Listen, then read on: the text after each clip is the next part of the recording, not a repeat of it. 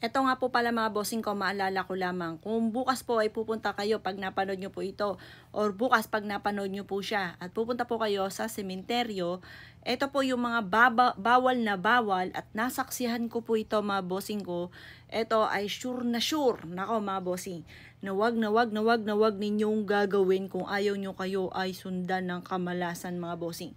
Unang-una, ito mga boss ha, kasi mayroon akong kakilala, dito lang din.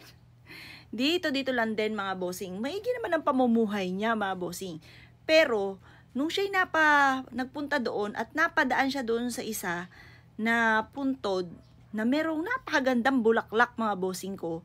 At parang siguro busy yung tao at maigi ang pamumuhay or basta't mahal niya sa buhay, binilhan niya ng napakagandang bulaklak, ay inilagay niya doon mga boss. Pero umalis din siya kaagad.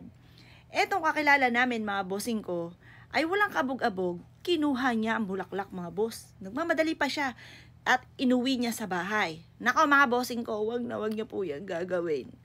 Malas po yan. Yan ang numero 1 mga bossing ko na wag niyong gagawin. Ang kumuha ng bulaklak, ng kandila, doon sa sementeryo at iuwi nyo sa bahay.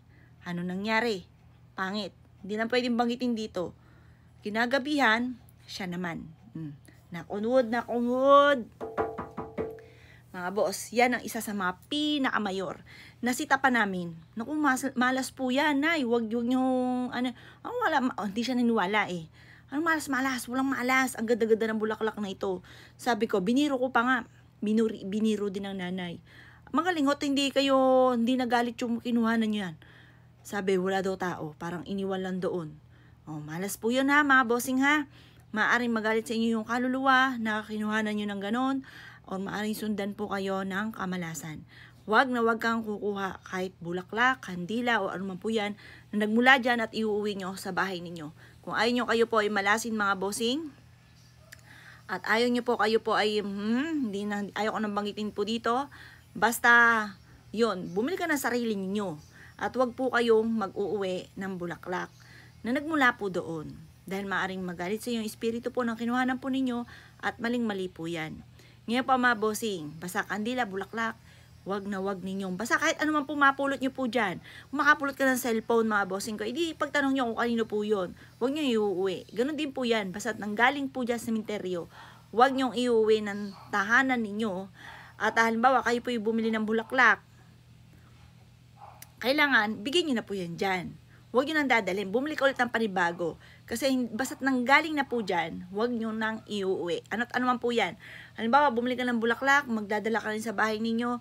Bumili ka muna ng bulaklak para doon sa sementeryo at wag mong iuwi na po yan. Kailangan, dyan na po yan sa mahal nyo sa buhay mga bossing.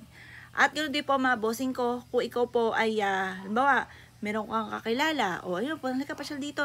Halimbawa, sa iba't ibang ano po yan, di ba? Sa sementeryo. Ikaw po ay magtatabi-tabi, magbibigay pugay ka. Huwag kang basta-basta nandoon, huwag ka rin basta-basta aapak. Magtatabi-tabi ka, magbibigay pugay para ikaw po ay hindi manuno or hindi kasundan ng mga kamalasan. At kagaya naman naituro ko sa inyo, magdadala ka ng mga bagay, kagaya ng bawang, asin, or daon ng laurel, yung 3 sangkap na yan. At bago ka pumasok ng bahay ninyo, malayo-layo pa lang ipagpag nyo na po yan. Kung ano man ang mga negative na kumapit po sa inyo, bibitaw na po yan. Para ililigaw nyo mga bossing. Parang di ba pag sinabi pagpunta ka doon sa isang lamay, maganon. Huwag ka agad uuwi dahil maaaring yung negative na kumapit sa inyo, espiritu, maaaring madala mo sa bahay ninyo. Ganon din po yan, lalo na. Kaya kailangan, ikaw po muna ay magpapagpag mga bossing bago ka umuwi ng inyong tahanan. O siya mga boss ha, good luck po sa inyo po lahat.